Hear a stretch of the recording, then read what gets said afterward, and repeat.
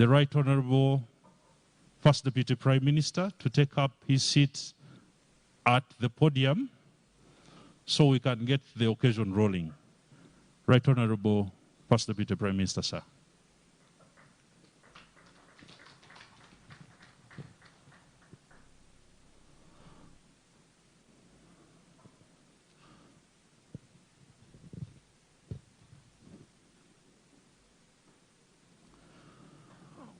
May I also take this honor to invite the Minister of Gender, Labour and Social Development, Honorable Sarah Kanyike, to take up a seat at the podium here.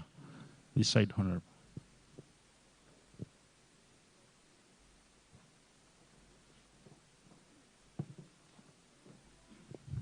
Allow me also invite the Honorable Minister of State for Relief and Disaster Preparedness, the Honorable Musa Cheru, to take up a seat at the front, the other side.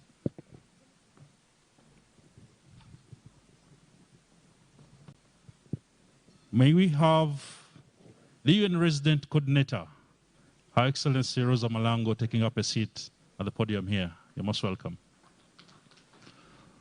I'd like to thank you for all the support you have occasioned to this nation called Uganda. We appreciate it. Thank you so much. Allow me now invite the representative of UNHCR, Mr. Joel, whose second name I will not attempt to pronounce now. It's a French name, but since we all know who he is now, Mr. Joel, please take up a seat at the front seat.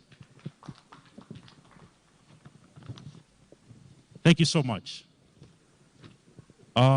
Our chief guest today, we're here to launch a plan that has been in the making for the last almost 4 years, since 2018, when an idea was mooted to have a plan responding to the livelihoods of the refugees and their host communities in Uganda. Today it comes to fruition as you preside over this occasion where we have it officially launched. It's not my space to speak about what is in this plan, because in the several remarks we are going to be listening to today, there are able persons who are going to be breaking it down for us, who are in this hall, and the multitude of Ugandans and indeed the international community that are following us online. We have a digital link that will be shared on the screen shortly for those who would like to have it shared with colleagues elsewhere. So it is really an honor for us to be here today. And without wasting much time, allow me invite the Permanent Secretary, Minister of Gender, Labour and Social Development, Mr. Agri David Chibenge, who is going to make remarks, welcoming us all here, and also have a summary presentation of the Jobs, Livelihoods, Integrated Response Plan. A round of applause for the Permanent Secretary. We are lucky that he also shares a history with this plan, even before he came to the ministry, that was already engaged in ensuring that it is kick-started. Therefore, he's well familiar with the entire plan and its arrangement to be occasioned today. PS, please.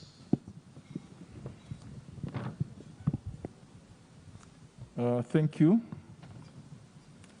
Our chief guest, the Right Honorable First Deputy Prime Minister and Deputy Leader of Government Business, Honourable Ministers present, the UN Resident Coordinator, all our distinguished partners, representatives of line government ministries, departments and agencies, representatives of the private sector and civil society organizations, all of you are distinguished ladies and gentlemen.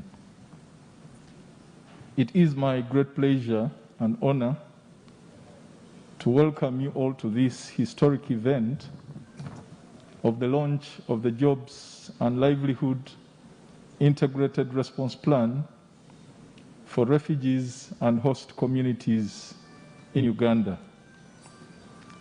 The plan, which aims to promote social, economic, and financial inclusion of refugees and host communities, is the outcome of a collaborative effort between state and non-state actors, and these include government ministries, departments and agencies, and local governments, our development partners, civil society organizations, and the private sector.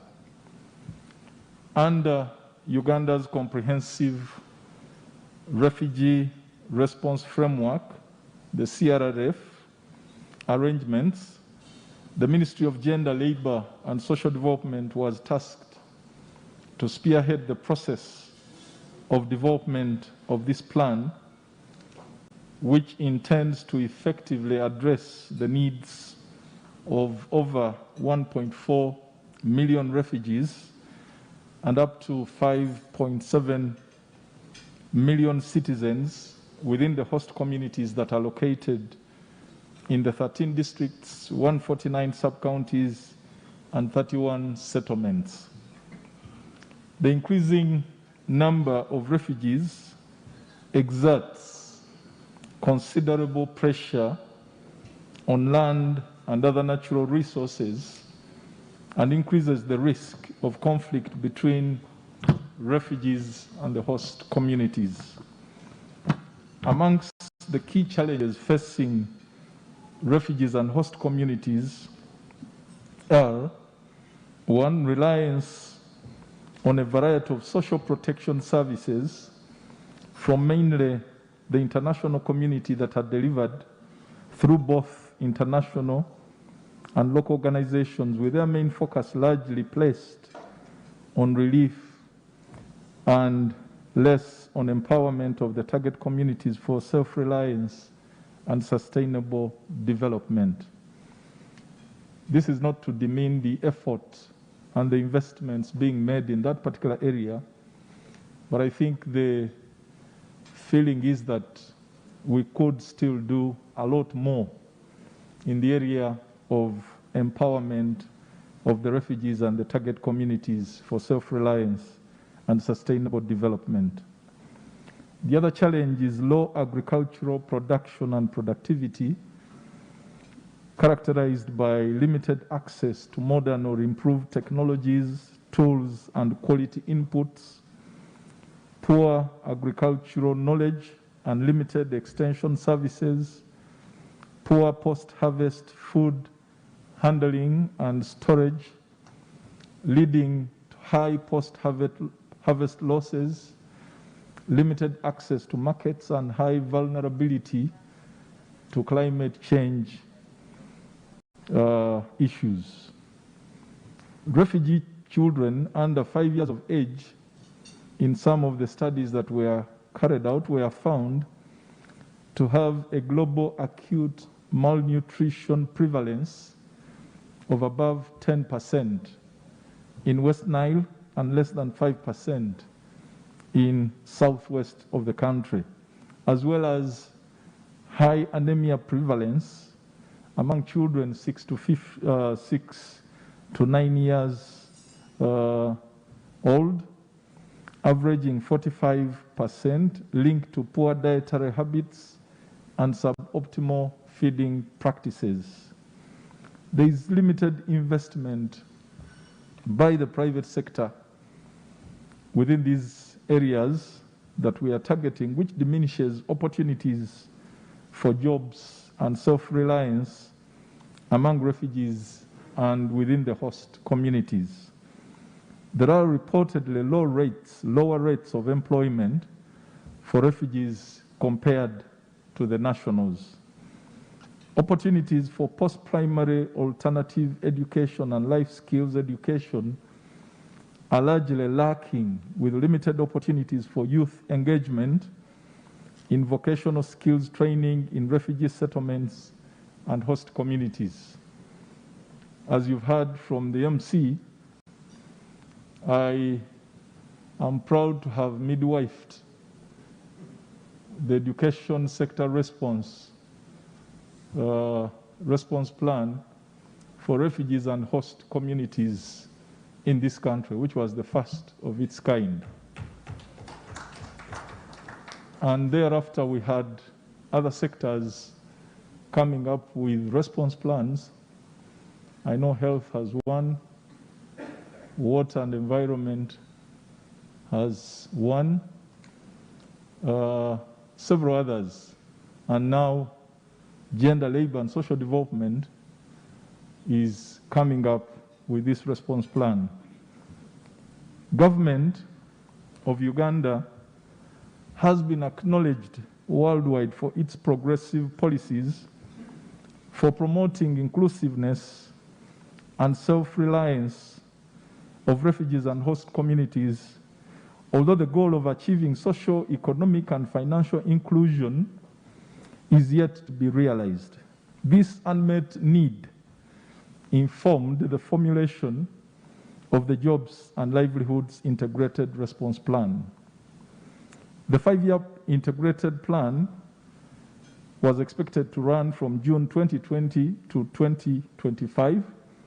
Of course, now that we are doing the launch a little late because of circumstances that were imposed upon us by the COVID pandemic and the lockdown, it targets the refugee host districts of Madi, Okolo, Terego, Ajumani, Chikube, Yumbe, Obongi, Kiriandongo, Chegegwa, Isingiro, Lamo, Kampala, Kamwenge, and Koboko.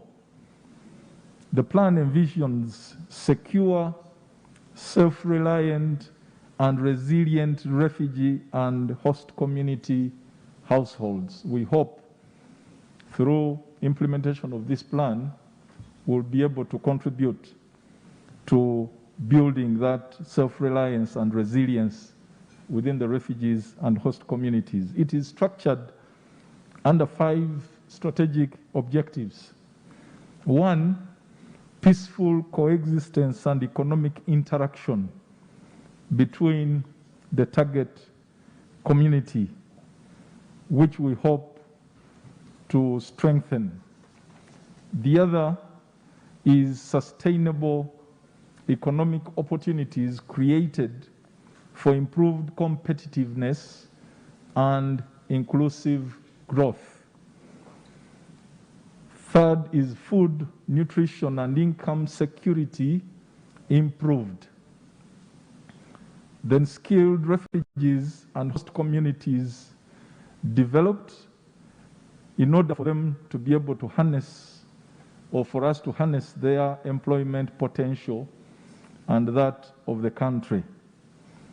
And to have at least 5% of the refugee and host community vulnerable populations fully included and actively participating in local development initiatives of the country. So this plan is accordingly anchored on 5, again, development pillars.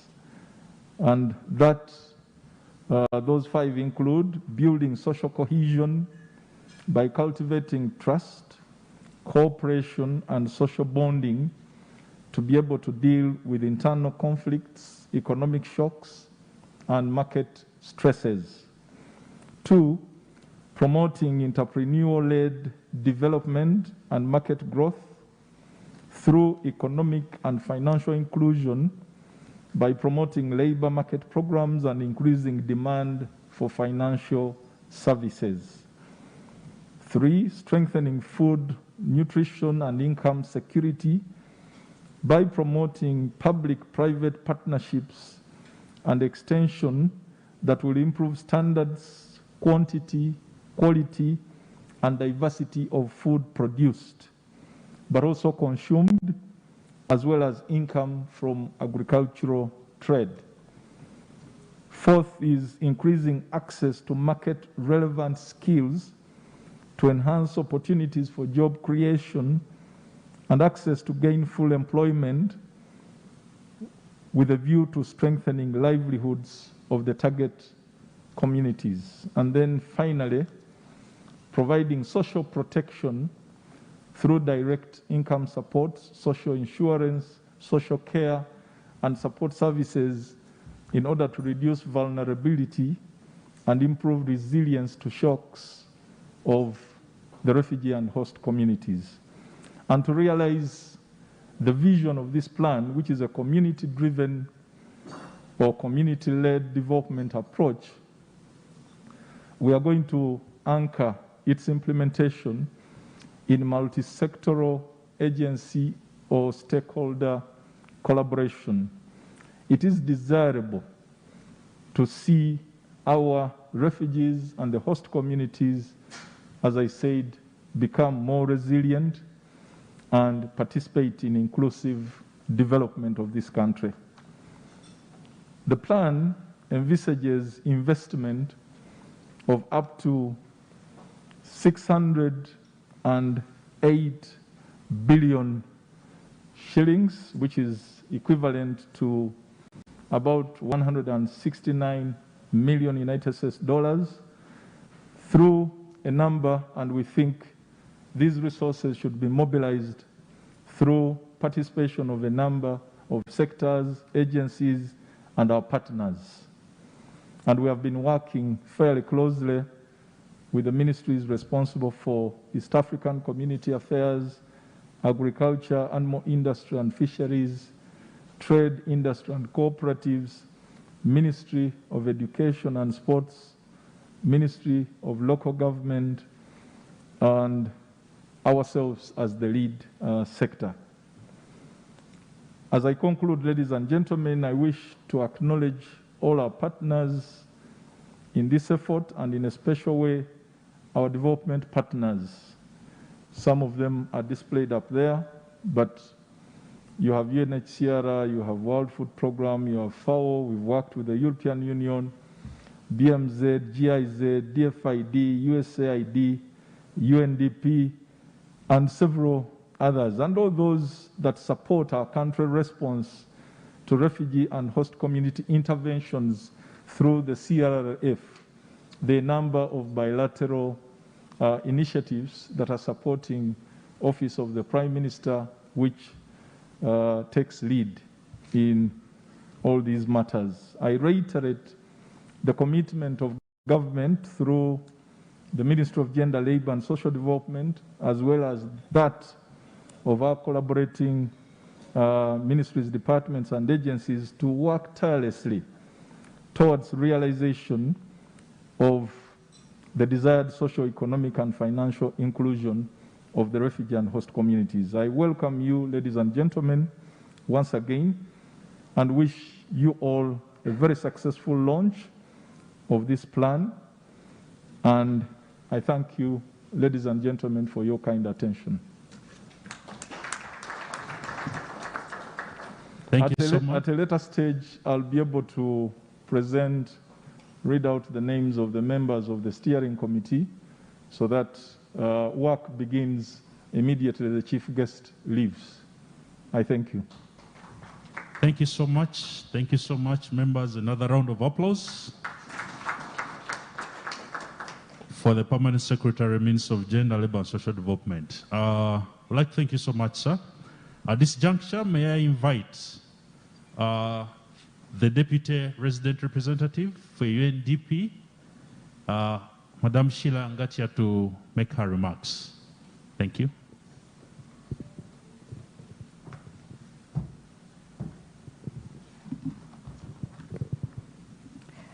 Right, Honorable First Deputy Prime Minister, Honorable Ministers, Permanent Secretaries, the UN Resident Coordinator, distinguished government officials, and officials from various development partner institutions, the United Nations, NGOs, the private sector, media, distinguished guests, including the participants joining us on television and those who are online, good morning.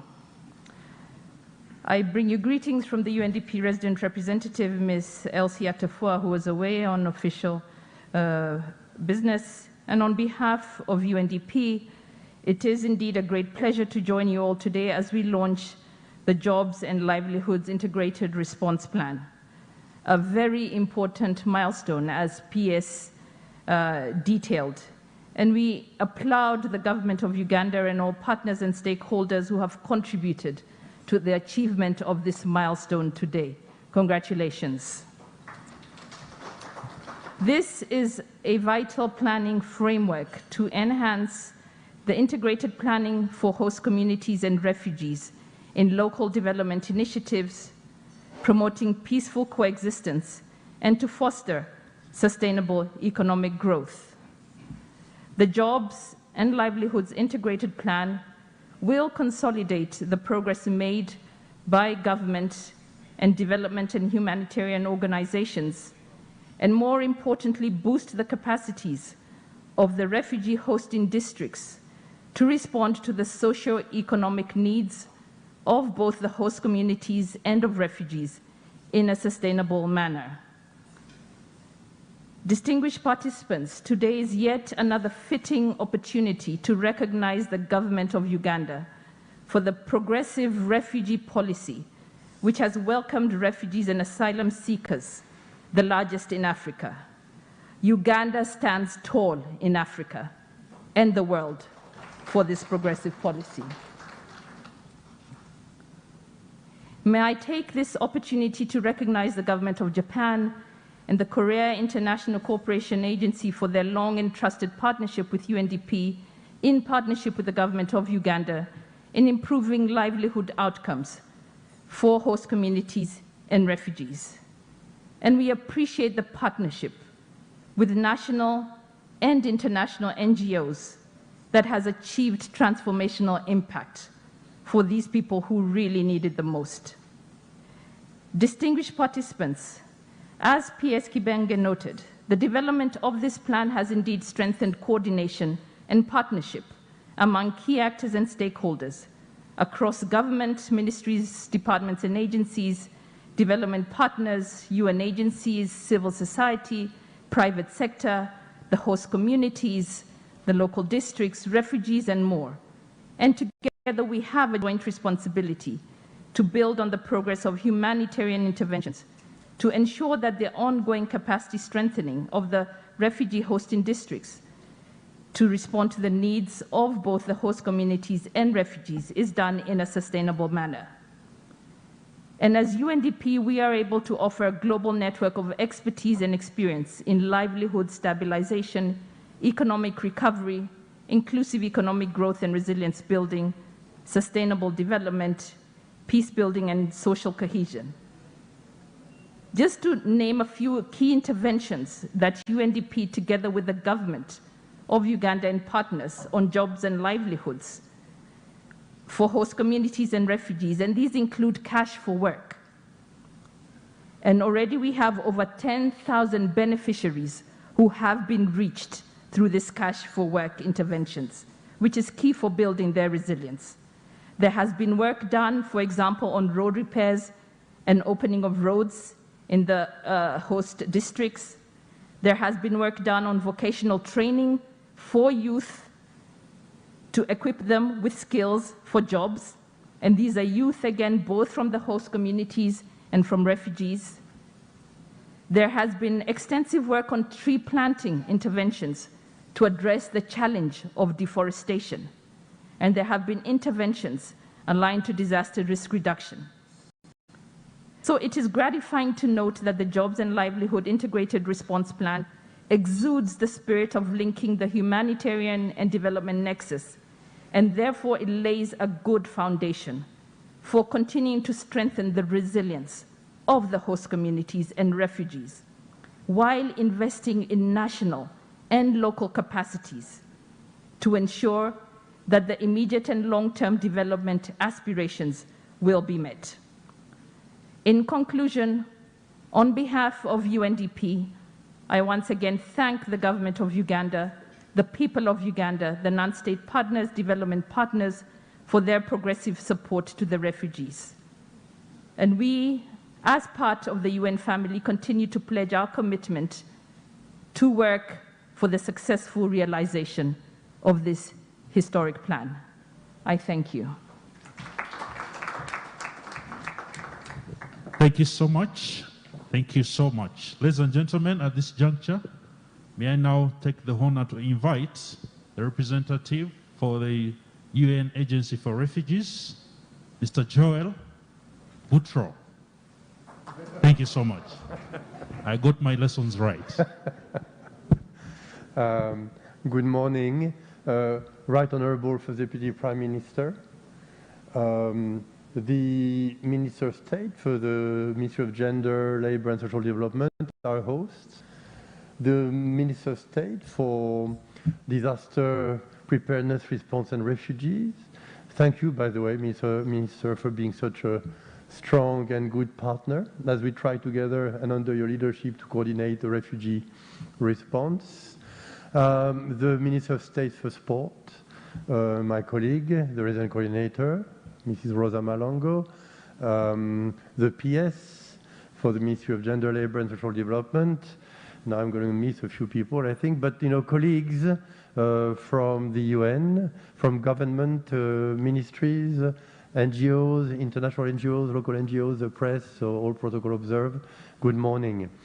I'd like to start, obviously, by thanking the government of Uganda and the Ugandan population, not only for continuing to receive to this day so generously the refugees, but also for being a beacon of hope when it comes to pushing the logic of the Global Compact on Refugees and considering refugees not only as victims, but as actors of development, I would say accelerators of development.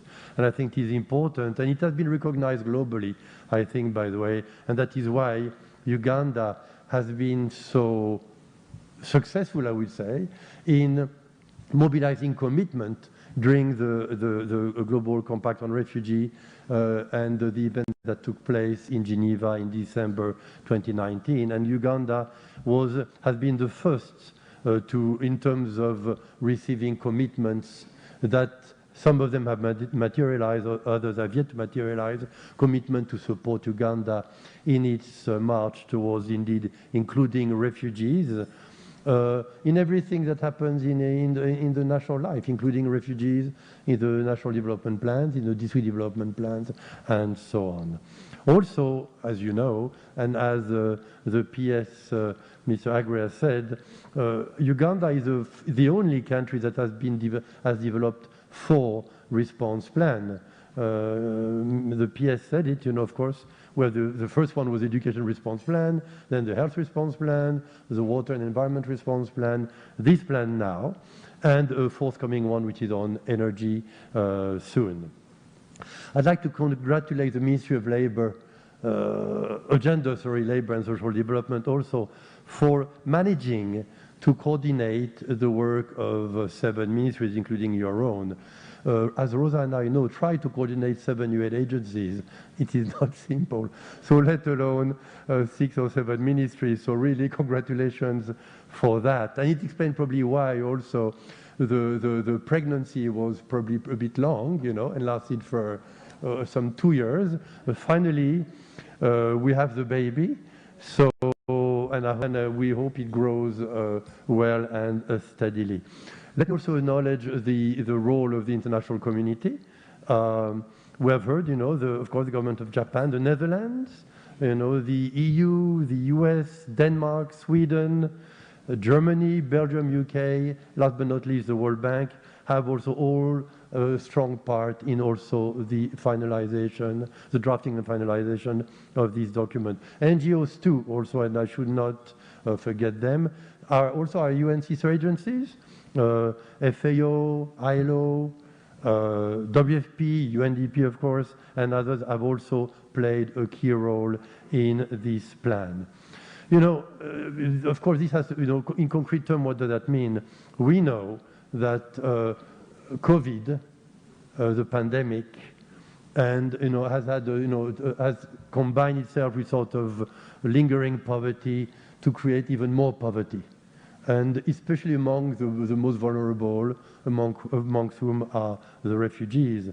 So this report, this plan is timely because more than ever do we need more training, more vocational training, and so on. To this day, only 8% of the refugees have received some type of skills or job training. So this strategy now is very timely. On our side, also in response to COVID, to the pandemic, and also the reduction in food, in the food distribution and so on, we've had to recalibrate our strategy. And when I say we, I mean not only HCR, but the 100 actors who are part of the refugee response plan. So, and together we have been able to reprioritize with some measure of success the jobs and livelihood through new activities like mask making, like other things, that are being done by refugees in the refugee settlements. Only for mask making, over 1,200 tailors were employed, most of them women, but both host community and refugees to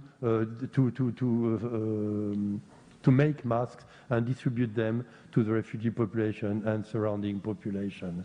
So we have tried to recalibrate, but to give you an order of magnitude, over the last 3 years, the 3 last refugee response plans have managed to mobilize around $1.5 billion. Okay.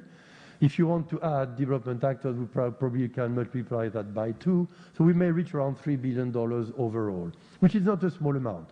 Not enough, not a small amount. But out of that amount, out of 1.5 billion in humanitarian assistance over the last 3 years, only 80 million jointly were mobilized for livelihood and job, training and so on. So it is not much. It's a lot in a way, but it is far, far from sufficient. But now again, finally, we have a framework, and hopefully it will attract more investments and it will create tangible results in terms of, indeed, vocational training, job creation, more agricultural activities, and including, by the way, my favorite topic, the environment, which we should integrate into, indeed, the activities we need to carry out within this framework too. So just to conclude, of course, we pledge to align ourselves behind the this new response plan, which is extremely timely and very important. And again, the most important part starts now, which is the follow-up to this plan and ensuring, indeed, that we all contribute to this plan and it has tangible results as soon as possible, not only for refugees, but obviously for the Ugandans in the refugee hosting districts. Many thanks for your time. Thank you so much. Thank you so much, Mr. Joel. Ladies and gentlemen, like I told you, we have a huge audience online following this occasion.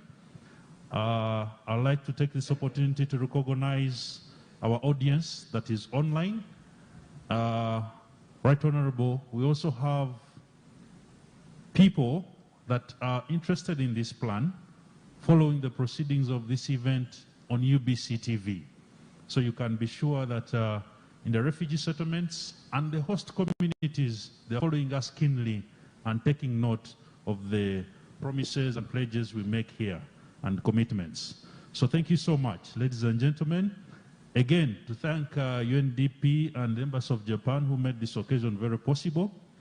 At this juncture, ladies and gentlemen, allow me now invite the UN Resident Coordinator, Her Excellency Rosa Malango, to speak to us. Thank you.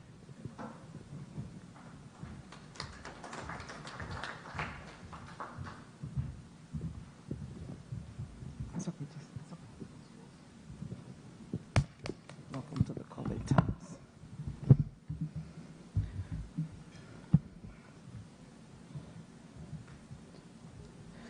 The Right Honorable First Deputy Prime Minister of the Republic of Uganda, my brother, the Minister of State for Disaster Preparedness, Response and Refugees, the Honorable Minister of State representing the Minister of Gender, Labor and Social Development, representatives of the ministries, departments and agencies of the Government of Uganda, Your Excellencies, the ambassadors, the heads of development cooperation, members of the private sector, civil society, heads of UN agencies, in particular the UNHCR country representative, the UNDP deputy country representatives, the refugees, host communities, the youth in particular.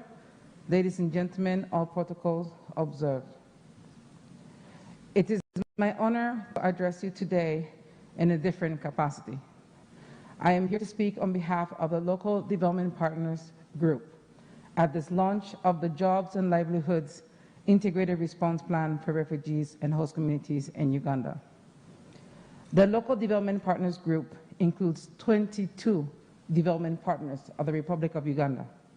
It includes the United Nations system, the World Bank, the IMF, and the heads of development cooperation, all accredited to this republic. And it's on their behalf, as a member of the quartet who leads this, that I'm speaking today.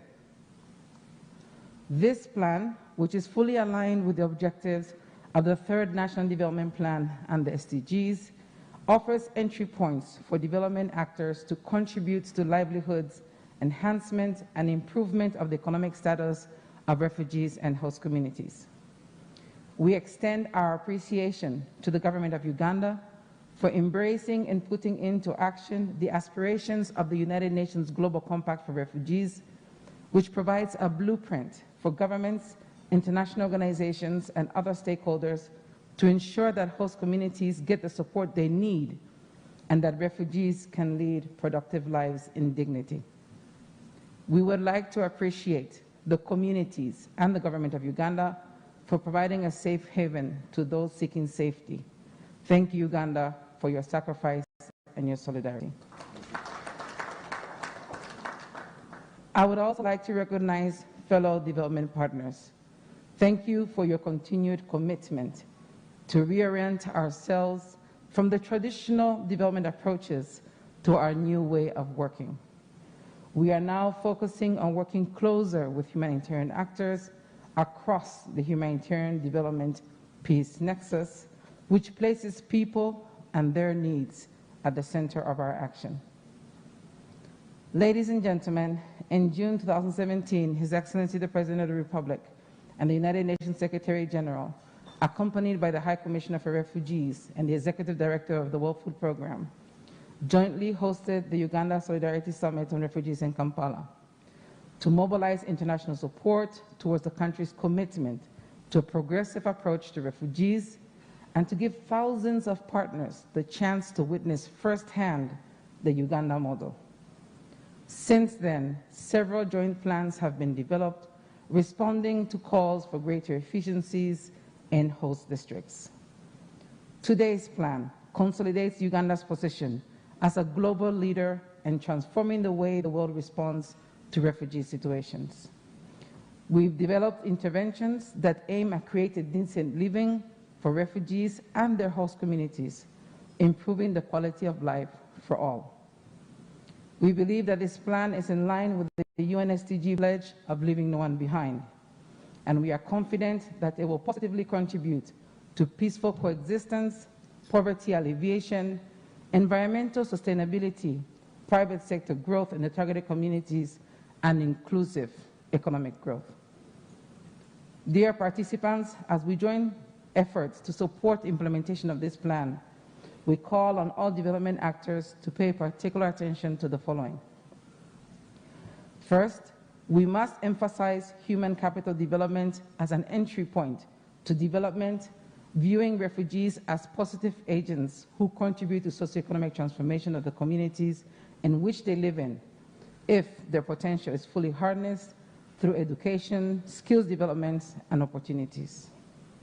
Second, let's ensure that the sustainable use of natural resources and protection of the environment is at the center of all interventions, so that the ability of future generations to meet their needs is not jeopardized by the irresponsible actions of our generation. Third, we must ensure accountability to those who are going to contribute resources to this plan, but we must also ensure accountability to the communities that we serve. Attracting support can only be sustained if we can demonstrate that there is value for money in the way we manage the resources and the impact of our work. Fourth, last not least, we must build new partnerships and reach out to potential stakeholders in the public sector, civil society, private sector, and bring this plan closer to the people as we create jobs for all. Ladies and gentlemen, I wish to conclude by pledging our commitment to support the implementation of this plan. And I thank you for your attention. Thank you so much. I thought we would have a thunderous round of applause for that. If you missed it, she represented the Local Development Partners Group. And that is a consortium of huge multinational funders in one group. So her remarks were very critical. If you missed them, be sure to catch a recorded version of this speech on the Ministry of Gender social media and website handles. Ladies and gentlemen, at this juncture, allow me now invite the chairperson of the Comprehensive Refugee Response Framework, none other than the Honorable Minister of State for Relief and Disaster Preparedness, Honorable Musa Icheru.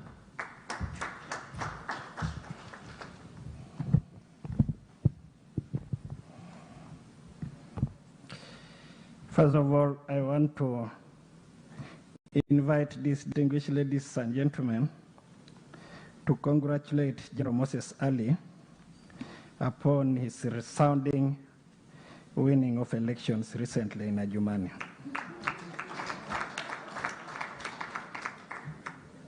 I also want to request you to congratulate my humble self for also winning this election, which was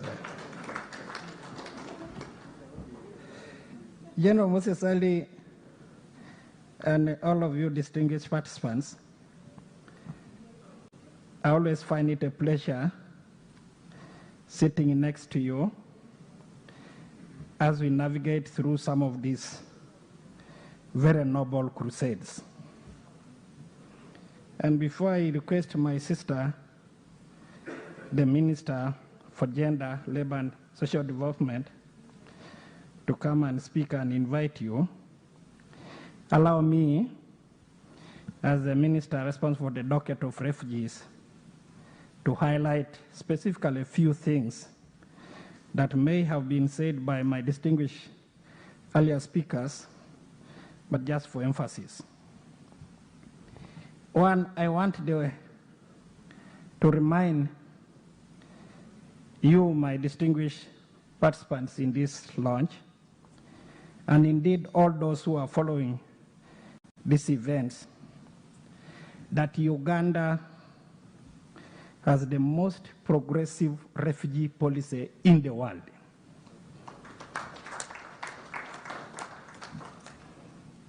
I have said this time and again, Mr. Prime Minister,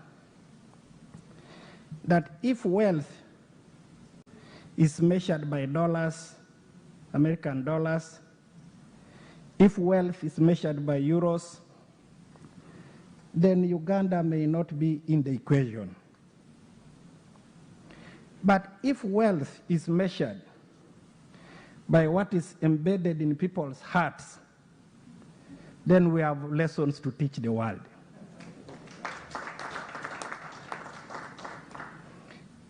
And that a country as humble as Uganda, a country that comfortably is described as a developing country, can be a home to 1.4 million people who have found this place another home away from their homes. It's not something that we can take very lightly. Mr. Prime Minister, why is it possible for refugees in their millions to be here and call Uganda home? First thing is, the government that you serve, the government that I serve, the government that we all serve here, has been able to navigate through a number of odds and kept Uganda an island of peace in a sea of turbulence. So Uganda is an island of peace. Mr. Prime Minister, nobody can run from fire to fire. People run from fire and seek sanctuary in a place where they can have their humanity restored. And Uganda stands out in this fairly turbulent region to be that island of peace. And in standing here, Mr. Prime Minister, I want to remind all those who love Uganda, who know Uganda, that this must be upheld. That the stability and peace that Uganda is enjoying should never be taken for granted. We must do whatever it takes, even in our divergent positions of ideology, religion, and whatever, to ensure that this peace is sustained so that we ourselves can live in tranquility and continue to provide a home for those who find themselves in distress. So that's one reason why we are an island, why we are a home. We provide a home to these multitudes. The second reason, Mr. Prime Minister, is we have this hospitable population. Our policy would not have been possible to implement if the citizens were not hospitable. The citizens of Uganda must at all times be saluted because it is from their culture and their practice that this has been developed. It is from this that this has been developed. Right Honorable Prime Minister, I want to bring this audience to why we are then here. Many are asking, what is happening to the ministry responsible for refugees? Are they abdicating their responsibility? I want to make it abundantly clear here that not at all. All that we have done is to ask for reinforcement. All that we have done as a ministry is to ask for reinforcement. For too long, while we are very generous as a country, when it comes to attending to our refugees, particularly what makes us stand out is the decision that we took deliberately as a country to be able to give refugees land once they are given asylum here. The reason that we did that was so that they can recoup the lost dignity. Because once a family is able to feed themselves, that family, to a great extent, can be described as dignified. So we give them land, which they can till, and sometimes some of the most rich parts of our land in the country. You can see this if you go to Nakivale. You can see this when you go to Chikube in Changwali and Kiriadongo. Mr. Prime Minister, the problem initially was that the emphasis that we gave, not just as Uganda, but also globally, was that the management of refugees initially just emphasized humanitarian interventions. So we just used to, apart from the little food that they produce for themselves, thanks to the generous position of the government of Uganda, we would deliver to them blankets, we would deliver to them medicine, we would deliver to them literally everything that they needed to do, to have. And mind you, while we did this, sometimes we did this at the expense of the host communities. There are contradictions, Mr. Prime Minister, that used to exist. For example, there could be hunger in Arua as a consequence of a long drought. But the citizens of Uganda in Arua would sometimes suffer some food limitations while they would be seeing trucks and resources crossing into the refugee settlements. And this was bringing a little bit of discomfort among the host communities and the refugees. Mr. Prime Minister, at the global stage, an idea was mooted and developed that we must migrate from just focusing on humanitarian work and bring what the UN resident coordinator has described as the humanitarian development nexus.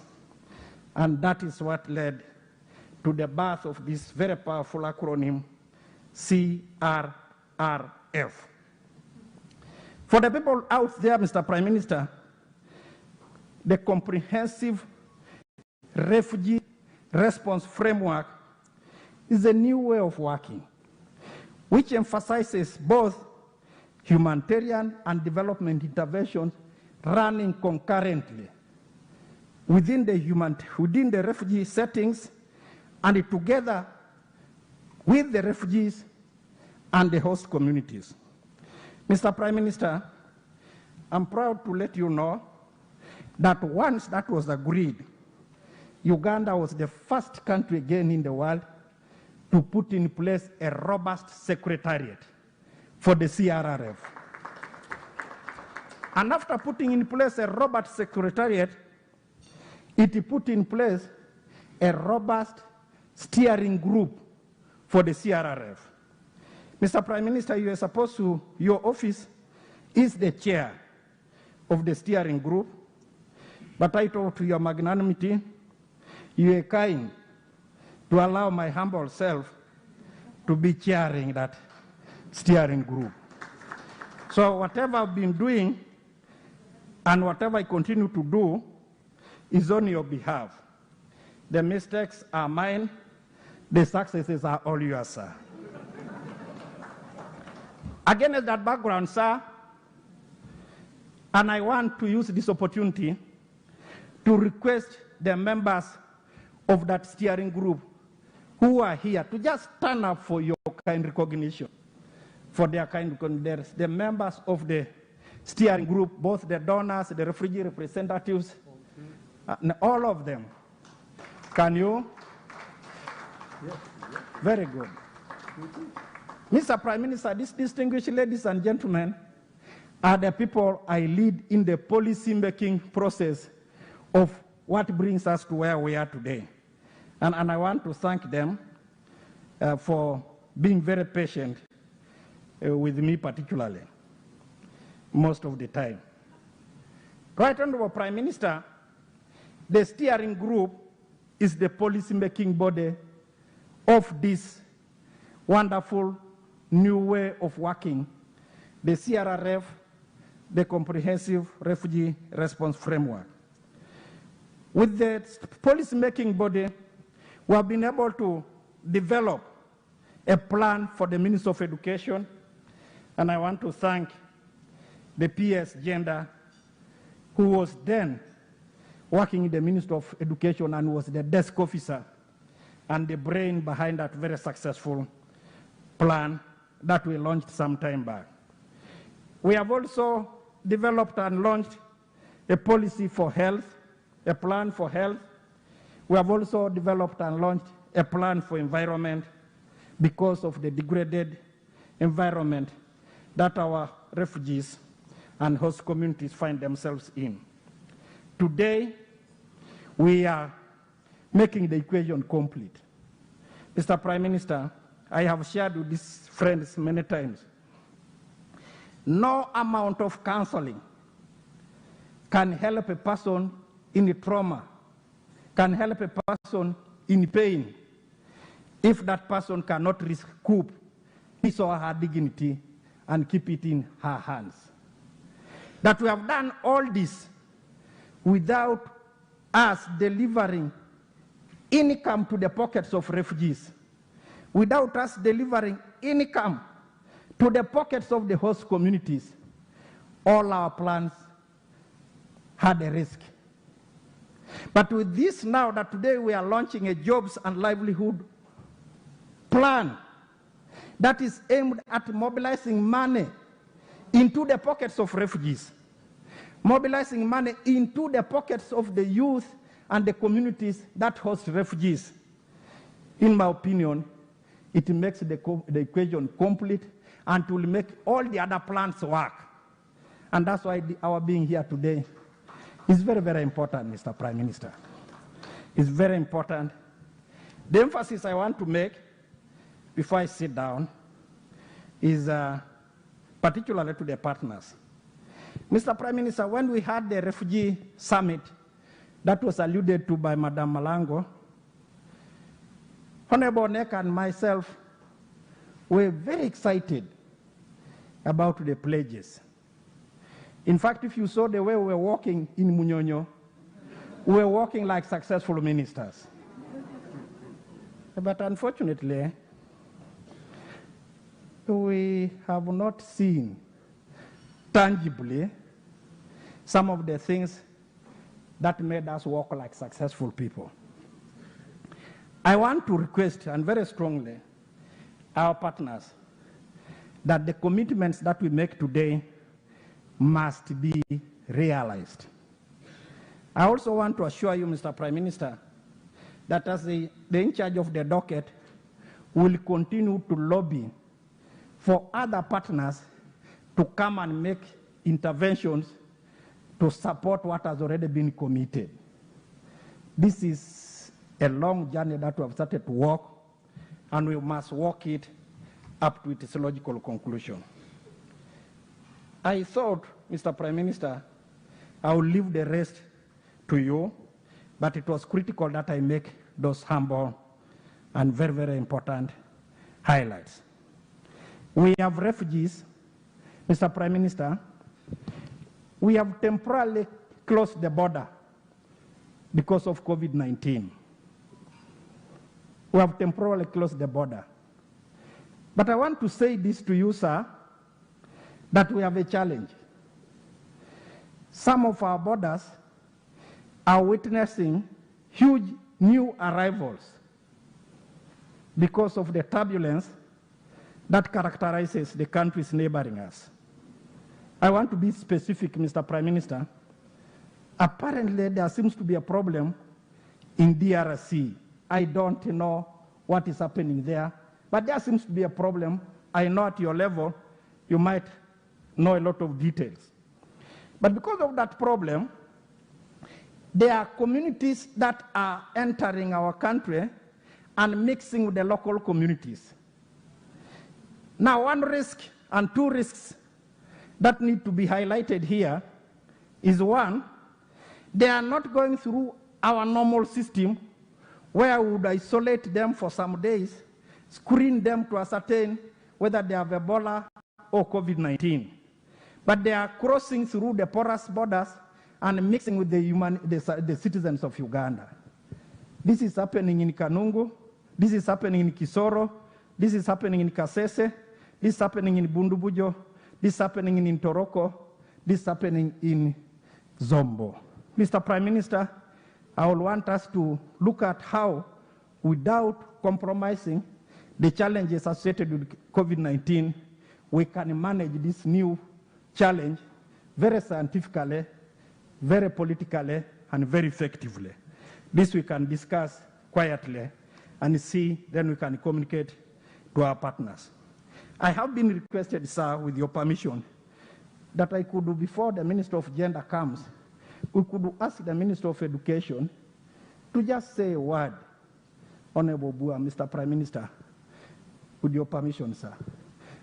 I'm going to limit the Minister, since he's my young brother, to fewer minutes than myself, because he's young. And so, Mr. Obua, just come and make a statement, then the Minister. Let's clap for this Minister. He's also responsible for sports, and he can also tell us what they are doing in the soccer world.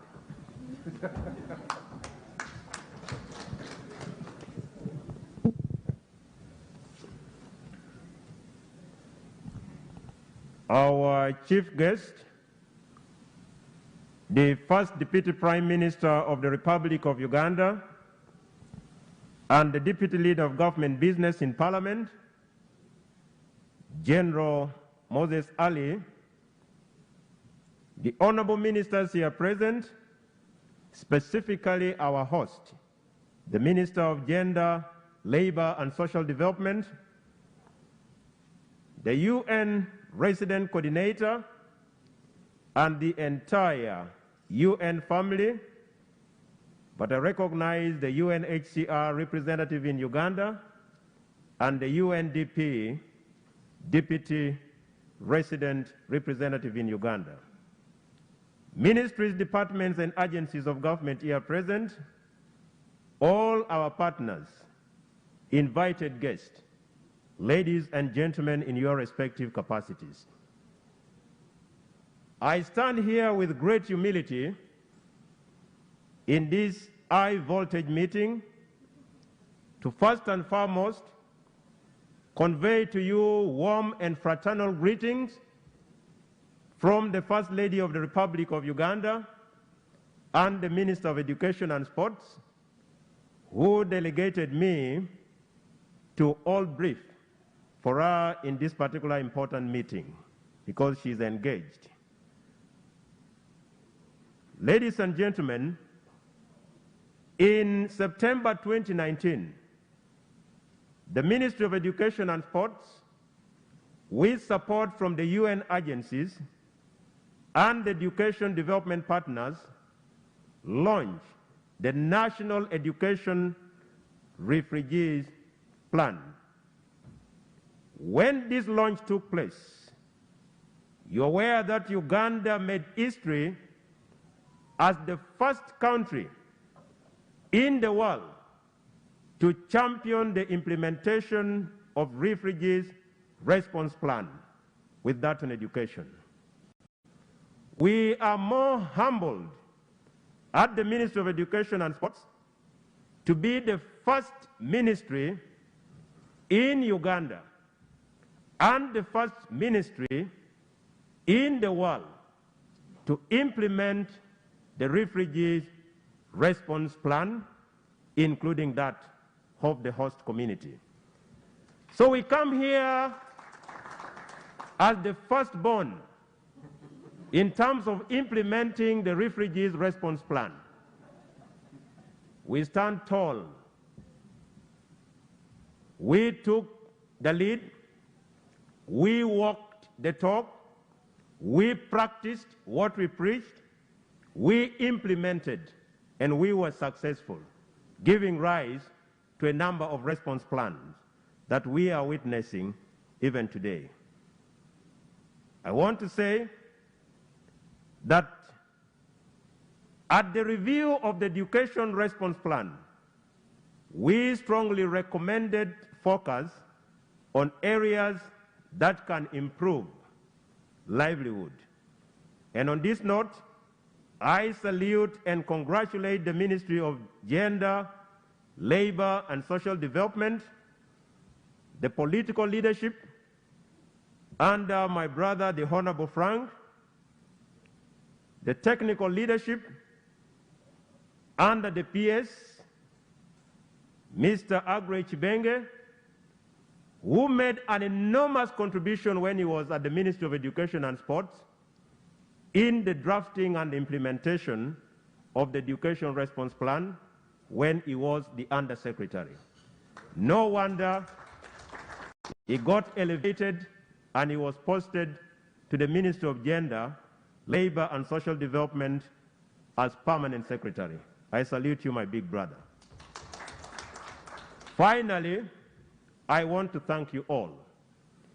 In the likely event that there are questions on implementation of this response plan, the Ministry of Education and Sports is available to offer its services, arising from the fact that we implemented the first, and our services will be free of charge for God and my country.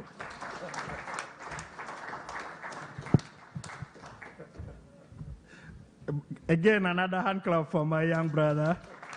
Can I invite my sister, the Minister of Gender, to come and give you a statement?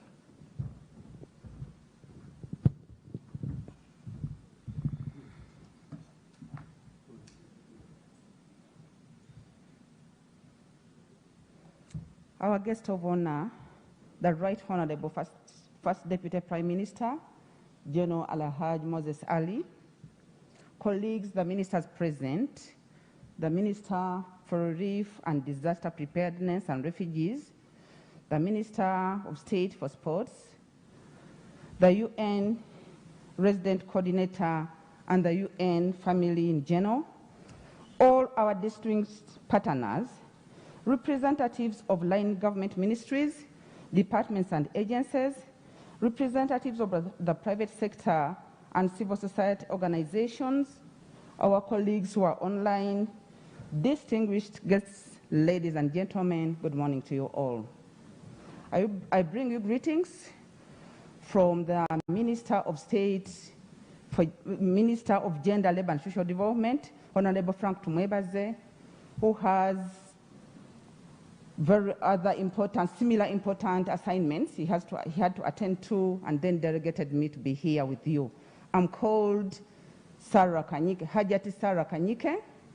I'm the Minister of State in charge of Disability and Elder Affairs in the Ministry of Gender, Labour and Social Development.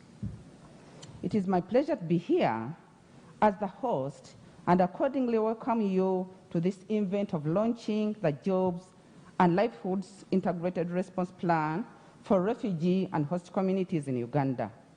Thank you for honoring our invitation with your personal presence. I wish to acknowledge the collaboration exhibited up to this point by all of you here and those not present throughout the journey of design, development, and now the launch of this plan. I would also like to acknowledge the technical and logistical support extended to us as a ministry throughout the entire development process of this plan, especially from our partners under the UN family, such as UNHCR, UNDP, World Food Programme, the International Labour Organization, the European Union, GIZ, and all many other friends supporting the country's response to the refugee challenge. Thank you very much for the support. As the Minister of Gender, Labour and Social Development, we are pleased with the assignment to coordinate the design, development, and eventual implementation of the Jobs and Livelihoods Integrated Response Plan for refugees and host communities. As the lead ministry, we welcome this assignment because the 5 core development pillars of the plan are in line with our core mandate, which is to, I quote, to empower communities to harness their potential through skill development, labor productivity, and cultural growth for sustainable and gender-responsive development, close the quotes. These pillars have been clearly outlined by my permanent secretary to include 1, strengthening refugee and host communities' social cohesion. Number 2, enabling entrepreneurial development and market growth systems. 3, establishing functional agricultural extension systems. 4, strengthening capacities of vocation and technical education institutions. And lastly, 5, establishing effective refugee and host community social protection systems. The Ministry of Gender and Social Development is therefore the natural home for livelihoods, employment, labor, and other community-related matters. So as ministry, we were pleased to be assigned as the lead ministry, because when you look at our mandate as the ministry, these pillars are within our mandate. So we're very grateful, and this was given to us, and we were able to do it. I note that the Refugee Act of 2006 and the regulations of 2010 embodied key refugee protection principles and freedoms, most notably the right to own property, freedom of movement, as well as the right to engage in work. As a ministry, we coordinated the design and development of this plan in line with this act and regulations, but expect to work collaboratively with all the livelihood stakeholders, both state and non-state actors, using the decentralized service delivery model to achieve the plan's goal and objectives. So we put this into consideration. We looked at the act and the regulations in order to enable this plan to be implemented. Toward this very end, we commit a leverage the institution and other delivery frameworks that have already been put in place through existing refugee and host community response plans, such as those under education, as my colleague has put it, those under health, water, and environment sectors, under the overall leadership of the Office of the Prime Minister, as my colleague Moses said. We will continue working together with the technical support given by the Uganda Comprehensive Refugee Response Framework, Secretariat, and through the local governments with partners, civil society organizations, and the private sector to ensure provision of equitable and quality service delivery to all the refugee and host communities. So we commit that we shall continue working together to see that we achieve what is intended. The plan has a national steering committee and a secretariat that would work closely with other established secretariats, such as the one overseeing the implementation of the education sector response plan refugee and the host communities, plus the CRRF secretariat to address refugee and host community needs using the whole of government approach. I'm confident that through such meaningful partnerships and collaborations, we should achieve successful implementation of this plan. But most importantly, in the gigantic task of mobilizing the required resources and ensuring efficient utilization of these in order to achieve the desired outcomes. Ladies and gentlemen, fellow participants, you agree with me. It is one thing to have the plan, but it is also another thing to implement it. So implementation requires resources. We need to mobilize for resources.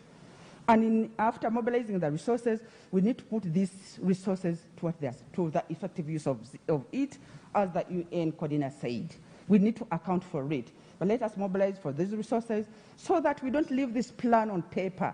We need to implement it. I'd like to thank you all once again for gracing this special occasion with your presence and invite you to join me in welcoming our chief guest, the Right Honourable Prime Minister, to address us, and thereafter launch the Jobs and Livelihoods Integrated Response Plan for refugees and host communities in Uganda. I say all this for God and my country.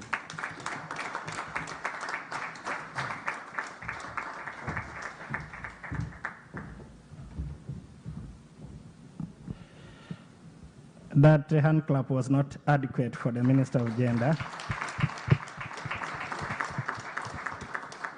Ladies and gentlemen, can I, with your permission, have the honor and privilege of inviting General Moses Ali, the first Deputy Prime Minister of Uganda and Deputy Leader of Government Business, to come and give his very important presentation and then declare this very good plan officially launched. Mr. Prime Minister.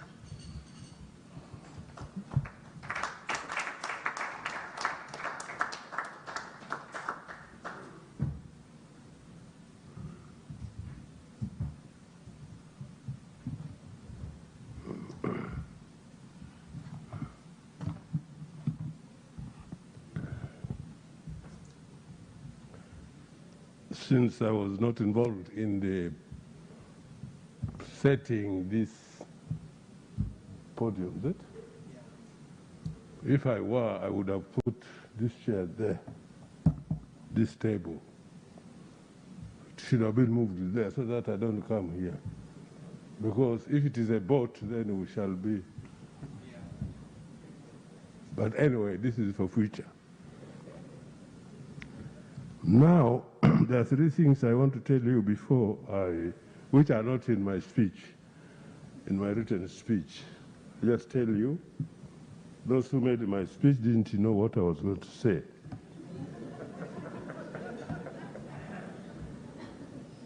So, one, you actually invited the Prime Minister. If you were here, if he didn't get out, if he was not out of Kampala, he would have been here himself. But since I'm deputizing him, he asked me to come and stand for him. So I'm here standing for the Prime Minister. That's one. Two, I was also going to tell you, any meetings like this, which is having connection with refugees, I always want to tell my audience that Uganda had started hosting refugees before independence, before our independence. In the Second World War, we had hosted refugees here in Mukono and in Masindi or Bahoima. If you go now to Mukono, you'll see several remnants of synagogues, of the Polish refugees. So after independence, we didn't leave the habit of hosting refugees. Before independence, it was not our courtesy because whether we like it or not, I don't think we would have refused, even had we had the occasion to refuse it anyway. We couldn't. But Uganda being Uganda, although it was under the colonial power, still we could recall, it is part of our history, where we hosted refugees at that time. We also not only hosted refugees, but we also tested to become refugees. How good or bad. We had also been refugees for many, many years, and in many places. So for me, I went first to, you see, Uganda being the center of Africa, we're right in the center. Equator had just gone there. If you are going to Masaka, you'll find Equator. It's not a built-up wall or wall, but it is a line. You will find it. That is the center of the world. So,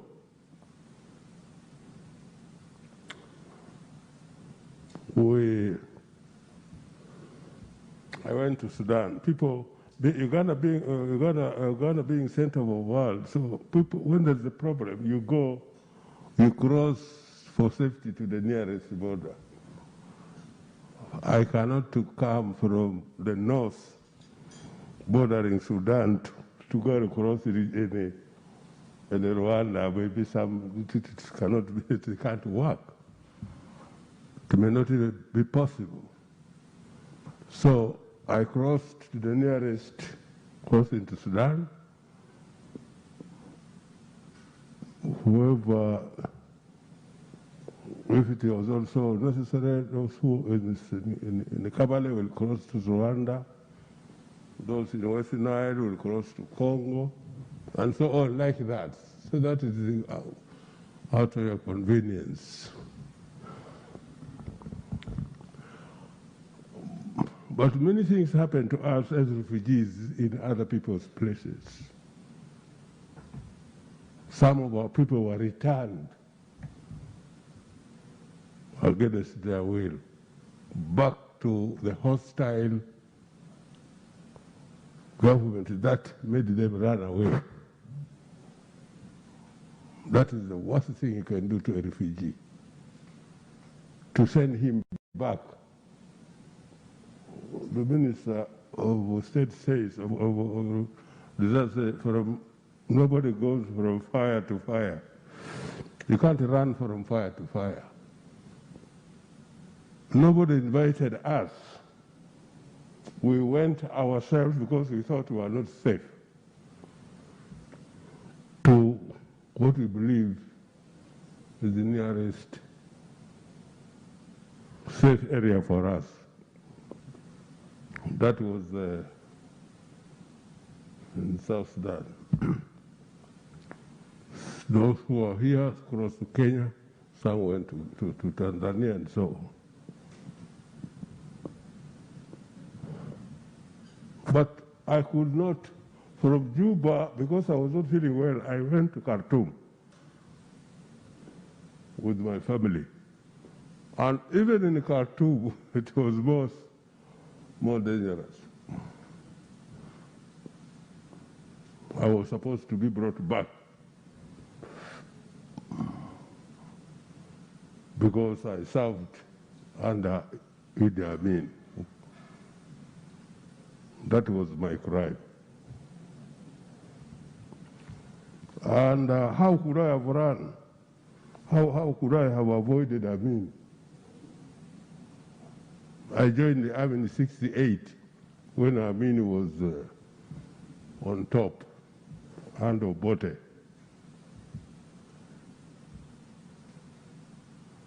And Obote, Amin took over government in '71 when I was already second lieutenant in the army. How could I have avoided Amin? When I was joining army, I didn't even know Amin. But because I'm a Muslim, and Amin is a Muslim, and that is enough crime. Which is wrong. Which is wrong. So, but then you said Khartoum is a Muslim country. How could we send a Muslim fellow back? But politically, they accuse Amin of supporting what used to be, those in Uganda may know, Anyanya. Anyanya is a rebel led by South Sudanese to fight Khartoum. This war now, you hear, this is South Sudan is now as a result of that type of war in '56. So the crime was political, not religious. So since I could have been saved as a Muslim in Khartoum, but I was in the wrong political area, the same I have suffered. So I had to, actually I was out of, I went to Umrah, again those who, Umrah was a visit to Makkah, where they are not going for the full Hajj. Is a visit outside that occasion. When you go, during that occasion, then you become a Hajj. But beyond, outside that, you can go for Hajj, for Umrah. So I was informed not to come back to Khartoum because I was not safe. When my family are already there in Khartoum, another second refugee now. Then I went to Pakistan for a refuge. I went to Pakistan and I met the president who also came to power the way we came to power with Amin here. So he received us and welcomed me. I asked whether I could bring my family. He agreed, yes. So I moved my family from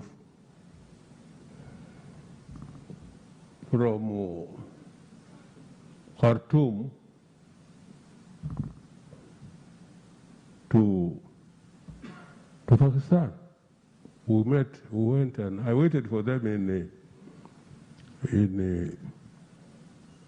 Lahore International Airport. So, why is it necessary to tell you all this? It is, for me, I think it is necessary because we know what it is what is to become a refugee. At least me, I know. And I feel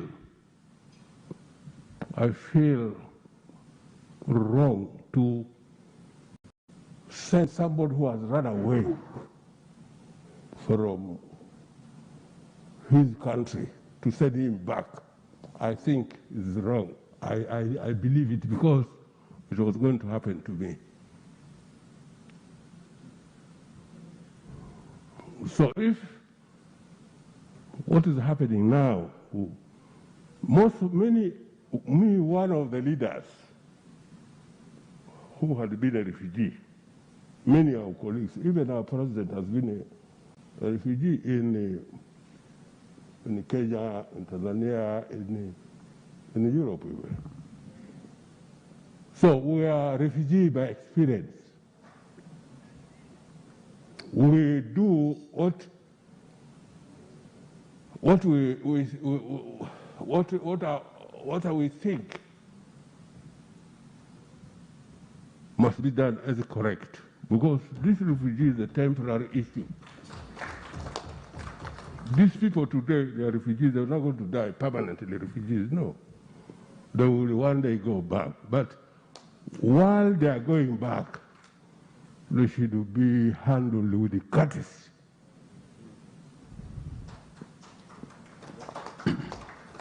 And I did it so. I worked as a refugee minister for many years in this government.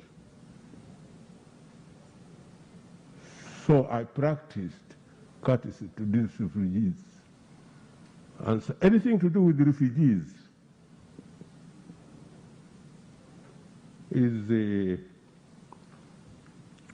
touches me personally.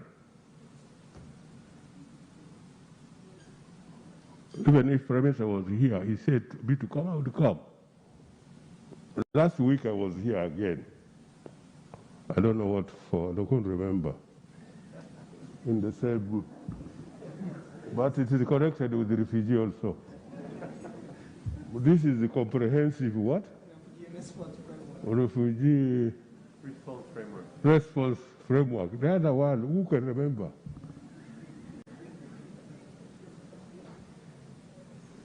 I don't remember. Okay, let's forget it together. So, I want to, if it were not presenting the premise, I would have just stopped here. That would be my speech to you people.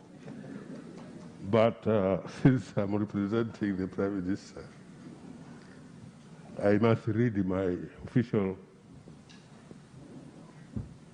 letter. Honorable Ministers, Resident Coordinator, United Nations,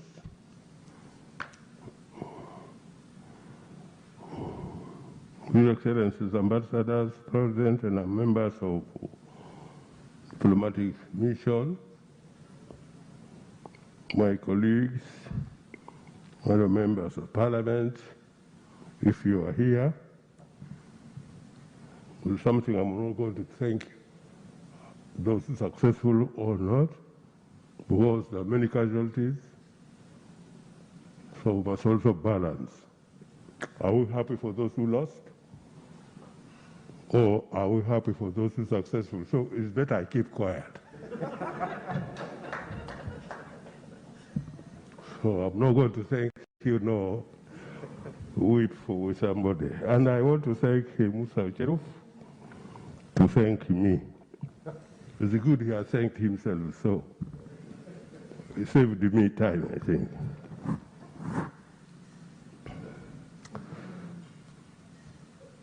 Representatives of development partners, representatives of district chairpersons, representatives from ministries, departments, and agencies, representatives of COW, representatives of refugees. But are the refugees here, though? Are we having representatives of refugees here? Mr. President, they participate in the steering group. Oh, okay. The press, invited guests, ladies and gentlemen. On behalf of the government of Uganda, I take this opportunity to welcome you all to the launch of the Jobs and Livelihoods Integrated Response Plan. I would like to thank each of you for your efforts to fight the COVID-19 pandemic, and specifically for supporting the national international interventions that reached out to the refugees and host communities, because they constituted one of the vulnerable groups. Today, with over 1.4 million refugees settled in Uganda, we host the most significant number of the refugees in Africa and are the third largest refugee hosting country globally. Despite the challenges of hosting such a large number of refugees, we keep our borders open and provide refugees with land.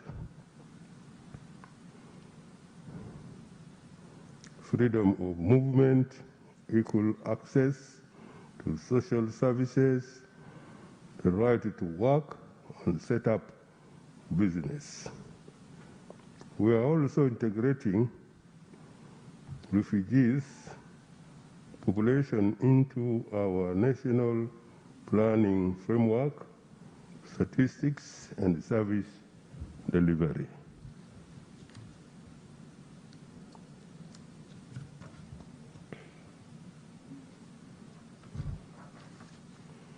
We do this in spirit of burden and responsibility sharing. The natural humane of Ugandans as the people and visionary leadership of this government. With the limited resources, we cannot leave this situation to only religious prayers.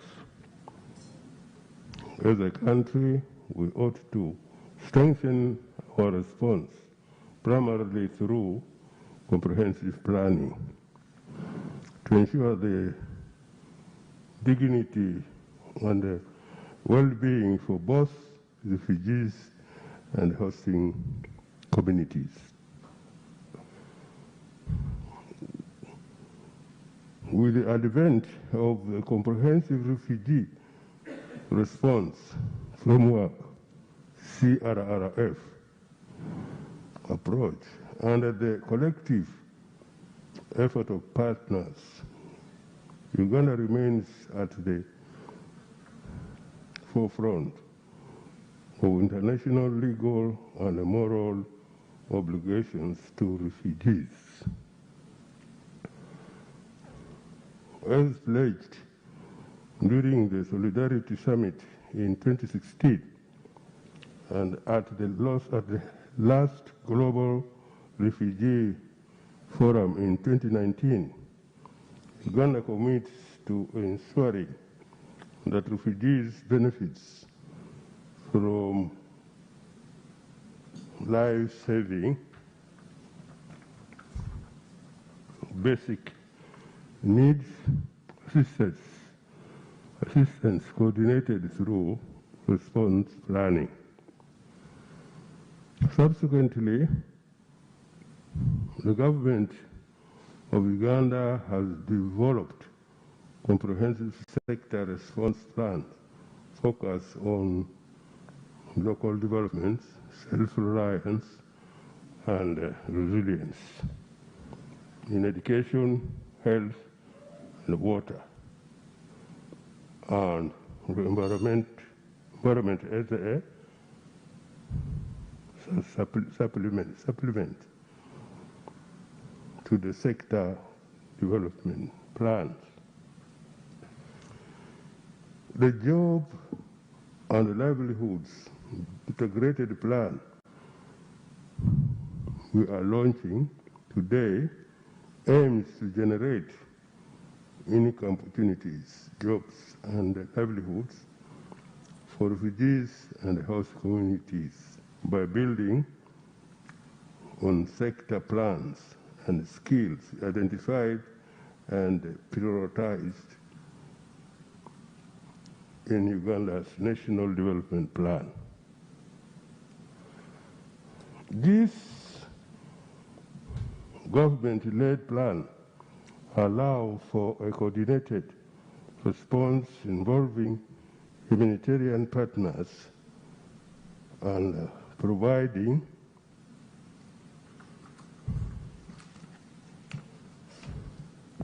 entity points for development donors and other partners, like the private sector, to increase access to essential services for refugees and host communities for a more predictable and sustainable future. Investing in access to critical services in host communities will contribute to the development and peaceful coexistence of both populations. Moreover, it also addresses how to make service delivery more sustainable in the long run. On this note, I wish to congratulate the entire comprehensive refugee response framework for Uganda upon this major milestone registered today. In particular, I congratulate the 5 ministries that came together to coordinate these jobs and livelihoods response plan. Ministry of Agriculture, Animal Industry and Fisheries,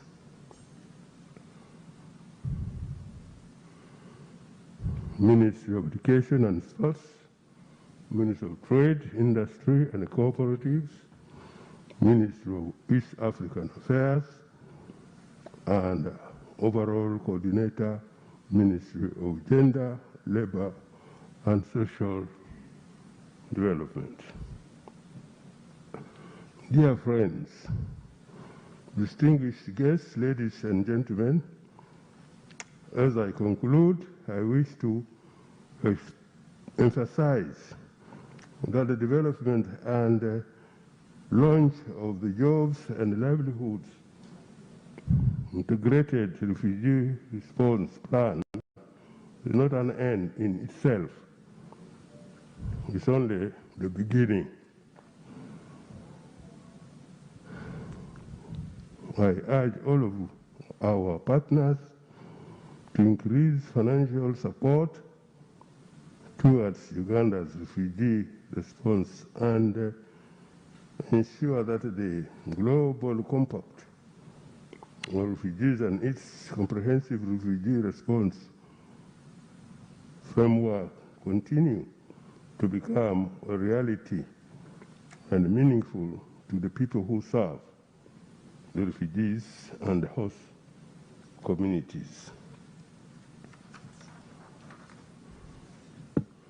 Funding to all the comprehensive sector response plan and aligning all activities with government planning framework is critical if Uganda's refugee need is to be sustained for God and my country.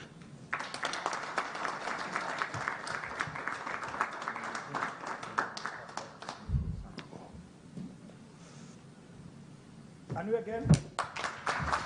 Yes, thank you so much, Right Honorable. Ladies and gentlemen, we are going to go for the official symbolic launch event now. But before we get there, as we make preparations, Right Honorable, allow me to recognize the presence of the Deputy Ambassador for Japan, who joined us here. A round of applause. And Right Honorable, like I said, we have an audience online. Among the people we have online, we have the Ambassador for Ireland, following this closely. We also have online, we have the Country Director, CARE International, Uganda. We have the Director, Adi, representative of the Norwegian Embassy, among others. We'd like to thank them so much for following this online. Right Honorable, after the symbolic signing off of the plan, we shall have the inauguration of the steering committee, which will be done through handing over of the plan to the chairperson of the steering committee. Yeah. Again, I would like to thank UNDP and the Embassy of Japan for supporting this occasion to be held here today. They've done a great deal of support. A round of applause for them.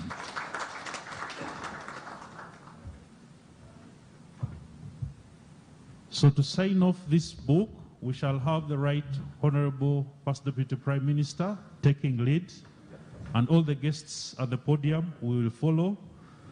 I will also invite at that juncture the Deputy Resident Representative UNDP, Madam Sheila, to also kindly come and sign off at that juncture. For now,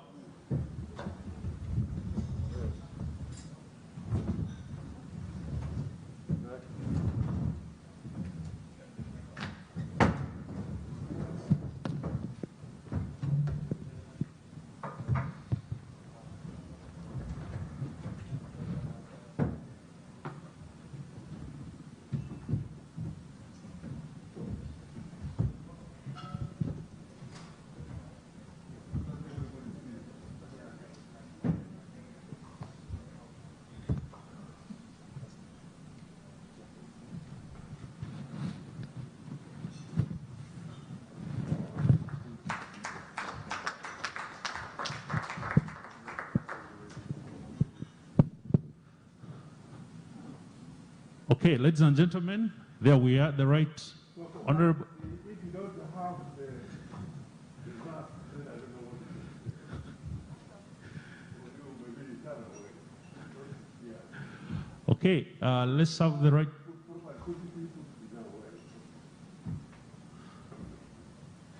He's going to unveil this by pulling the ribbon that will unlock. Okay, a round of applause. There we are. And now the official signing off of the plan to symbolize its launch. It's been a long time coming, since 2018. Here we are. Thank you so much. Very good. A round of applause, ladies and gentlemen. This is great news to the refugees and the host communities. Finally, a plan that will improve their jobs and livelihoods.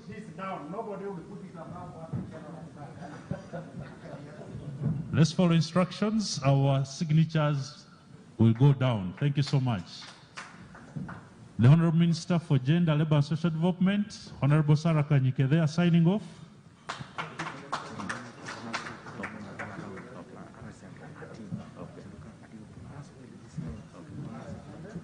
There we are, we're having the UN Resident Coordinator, Her Excellency Rosa Malango, signing off. Great job. Thank you so much. And then we have UNHCR Resident Representative, Mr. Joel Boutro. Honorable Denis Soboa, please. Representing the First Lady and Minister for Sports and Education. Madam Sheila, please, representing UNDP. Thank you so much, Honorable Dennis. May we have the Deputy Representative UNDP, Madam Sheila, signing off. May I also invite the Deputy Ambassador for Japan to come and append the signature to this. Japan has been a great supporter of the refugee response. I'd like to thank you so much.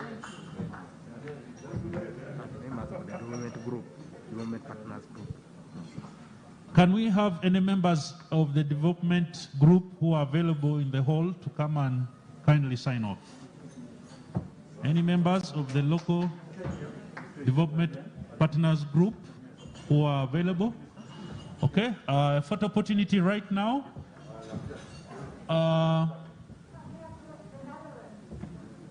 The Netherlands, yes. Representative for the Netherlands Embassy, thank you so much. Madam Joy Okello, thank you so much. Yeah, please.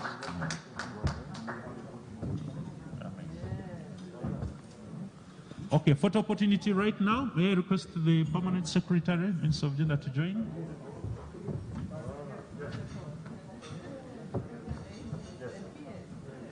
Yes, please join. Yes. Any members of the LDGP?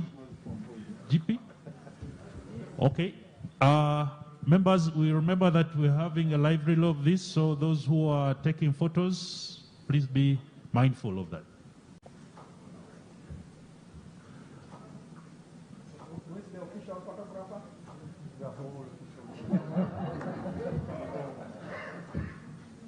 Okay, and that makes it. Thank you so much. Right Honorable, we are going for another quick ceremony now to officially inaugurate the steering committee. At this juncture, may I invite the chairperson of the steering committee, who is the Permanent Secretary, Minister of Gender, Labour and Social Development, to read out the committee members, who will then come in front here, and they will be handed the plan as a symbolic launch of the steering committee. We'll do this very quickly so that we don't keep our chief guests. Mr. Benjamin Risi from the World Bank, if you are here quickly. Raymond Mukisa from UNDP. Victor Azavuzi, representing the Danish Embassy. Just come and stand in front here below the podium. Mr. Gerard Peter Emoyo, representing UNHCR. Catherine Clegg, Livelihoods Coordinator. Opio Stephen, representing ILO. Marian Nopet, representing the Netherlands Embassy. Patrick Paulman, just down there. Those I'm reading, representing GIZ. Paul Mwiricha, representing the international NGOs. Francis Iwa, representing the local NGOs. Ezra Muhumuza Rubanda from the CRRF. Patience Ramigisha, Minister of Agriculture. Wilfred Nahamia Ubiteb, Stephen Chiria, Ministry of Trade, Industry and Cooperatives. Andrew Musime Miaka, that is East African Community Affairs. Stephen Koma from the Ministry of Local Government. Innocent Ndahirwe from the OPM Department of Refugees. Chris Otim Nokrach of the National Planning Authority. Dr. Safina Musene, Minister of Education and Sports. Anthony Chintumwanje from Minister of Finance. Then from Minister of Gender, Martin Wandera, Etoma Charles, and Benedict Okweda. That's the team around whom we are constructing the steering committee. Okay, so right now, the Right Honorable will hand over the book to the chairperson of the committee.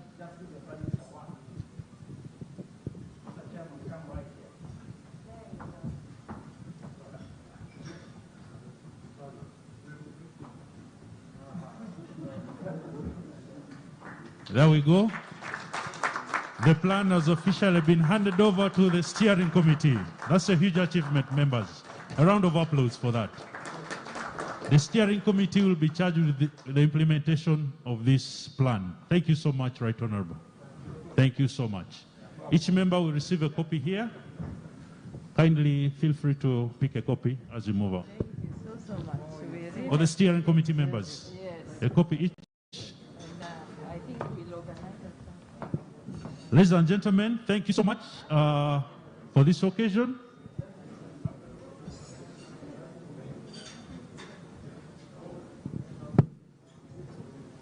Thank you so much. The Right Honorable has allowed that we do quickly the anthems, one stanza each. So, Phenon Records, please, can we start with the East African? Only one stanza. Then, lastly, the Ugandan anthem, one stanza. Let's go.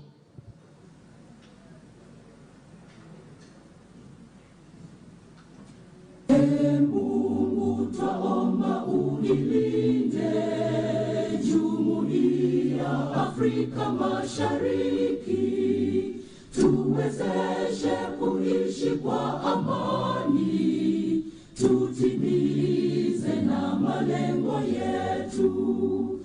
Jumuiya yetu sote tulilinde, tuajibike, tuimarike, umoja wetu ni nguzo yetu, idumu jumuiya yetu. Ugandan anthem.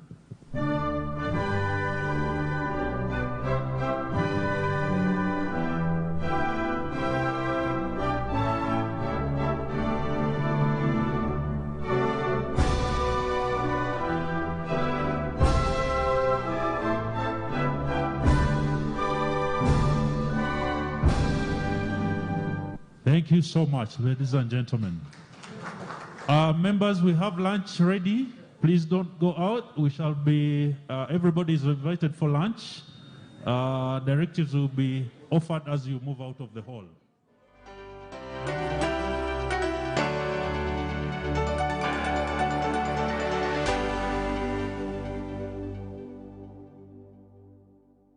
Pick of the day on UBC, brought to you by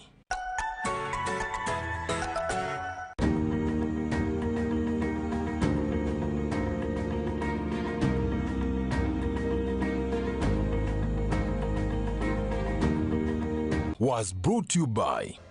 No one should stop you from finishing what's yours. That's why MTN gives you data bundles that don't expire.